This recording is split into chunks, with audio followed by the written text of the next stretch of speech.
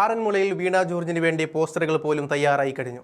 കേരളത്തിന്റെ ആരോഗ്യമന്ത്രി വീണ്ടും തെരഞ്ഞെടുപ്പിൽ മത്സരിക്കുമെന്ന ചിന്തയിലാണ് പത്തനംതിട്ട CPM ജില്ലാ കമ്മിറ്റി നിൽക്കുന്നത്. എന്നാൽ അപ്രതീക്ഷിതമായ ഒരു തിരിച്ചടി ഇപ്പോൾ വീണ ജോർജിനെ തേടിയെത്തിയിട്ടുണ്ട്.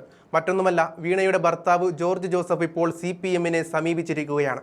വീണയ്ക്ക് സീറ്റ് നൽകരുതെന്നും കുടുംബമാണ് വലുതെന്നുമുള്ള നിലപാടിലാണ് ജോർജ് ഇപ്പോൾ കത്ത് നൽകിയത്. CPM ഒരിക്കലും പ്രതീക്ഷിക്കാത്ത തിരിച്ചടിയായിരുന്നു അത്. കത്ത് മാധ്യമങ്ങളിൽ ചർച്ചയായതിന് പിന്നാലെ കടുത്ത അതൃപ്തിയിലാണ് CPM നിൽക്കുന്നത്. വീണ ജോർജ് മത്സരിക്കുവാൻ തയ്യാറായ സാഹചര്യത്തിലാണ് കുടുംബത്തിൽ നിന്ന് പോലും എതിർപ്പ് വന്നത്. ഇക്കഴിഞ്ഞ തിങ്കളാഴ്ച ചേർന്ന ജില്ലാ സെക്രട്ടേറിയറ്റ് യോഗം ഈ വിഷയം ചർച്ച ചെയ്തിട്ടുണ്ട്. യോഗത്തിൽ പങ്കെടുത്ത സംസ്ഥാന സെക്രട്ടേറിയറ്റ് അംഗവും കേന്ദ്ര കമ്മിറ്റി അംഗവുമായ തോമസ് ഐസക് ഇക്കാര്യം സംസ്ഥാന നേതൃത്വത്തിലേക്ക് റിപ്പോർട്ട് ചെയ്തിരിക്കുകയാണ്. വീണ ജോർജ് സംസ്ഥാന കമ്മിറ്റിയിലെ ക്ഷണിതാവായതിനാൽ തീരുമാനമെടുക്കേണ്ടത് സംസ്ഥാന നേതൃത്വമാണ്. കുടുംബപരമായ കാര്യങ്ങളുണ്ടെന്നാണ് ജോർജ് CPM നേതാക്കളെ അറിയിച്ചിട്ടുള്ളത്. ഓർത്തഡോക്സ് സഭ മുൻ സെക്രട്ടറിയാണ് ജോർജ്. സംസ്ഥാന ജില്ലാ ഏരിയ നേതാക്കളോടാണ് ജോർജ് ഫോണിലൂടെയും ചിലരോട് നേരിട്ടും വാക്കാൽ ആവശ്യപ്പെട്ടത്.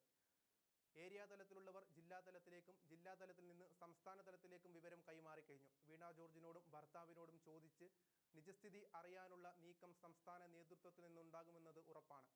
ആറന്മുളയിലെ സിറ്റിംഗ് MLA ആയ വീണ ജോർജിനെ അവിടെ വീണ്ടും മത്സരിപ്പിക്കാനാണ് CPM സംസ്ഥാന കമ്മിറ്റി തീരുമാനിച്ചത്. ജില്ലാ കമ്മിറ്റി വീണയുടെ പേര് മാത്രമേ ശുപാർശ ചെയ്തിട്ടുള്ളൂ.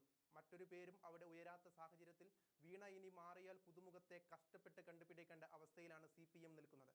2016 പുതുമുഖ സ്ഥാനാർത്ഥിയായിട്ടാണ് മാധ്യമപ്രവർത്തകയായിരുന്ന വീണ CPM ചിഹ്നത്തിൽ ആറന്മുളയിൽ മത്സരിച്ചത്. 2021 ജയം ആവർത്തിച്ചു. 2019 ലോക്സഭാ തെരഞ്ഞെടുപ്പിൽ പത്തനംതിട്ട മണ്ഡലത്തിൽ നിന്ന് മത്സരിച്ചെങ്കിലും ജയിച്ചില്ല. ജോർജിൽ നിന്ന് ഇത്തരമൊരു ആവശ്യമുണ്ടായത് CPMൽ ഞെട്ടലുണ്ടാക്കിയിട്ടുണ്ട്. നേരത്തെ കണ്ണൂർ KSU പ്രതിഷേധത്തിനിടെ പരിക്കേറ്റ വീണ പത്തനംതിട്ട കൊടുമണ്ണയിലെ വീട്ടിൽ വിശ്രമത്തിലാണ്. ഈ ആശങ്കയുണ്ടാക്കിയ സംഭവവും കുടുംബത്തിനെ മാറ്റി ചിന്തിപ്പിച്ചിരിക്കാം.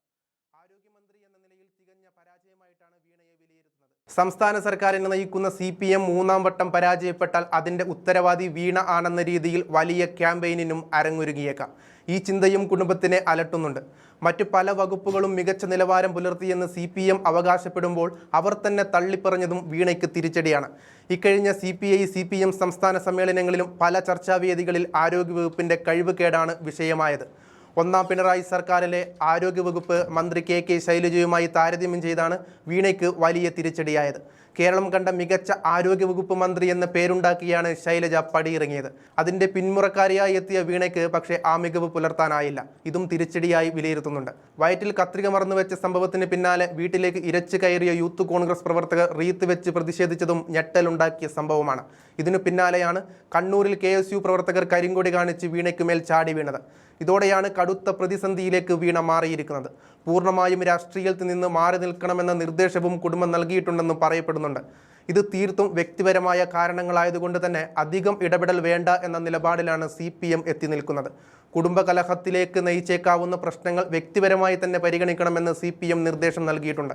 എന്തായാലും രണ്ടാം തവണയും മന്ത്രിക്കുപ്പായം തയ്ച്ചിരിക്കുന്ന വീണയ്ക്ക് കുടുംബത്തിൽ നിന്ന് തന്നെ ആദ്യ തിരിച്ചടി കിട്ടിയതോടെ മുന്നോട്ടുള്ള വഴി ഏറെ ദുർഘടമായിരിക്കുകയാണ്.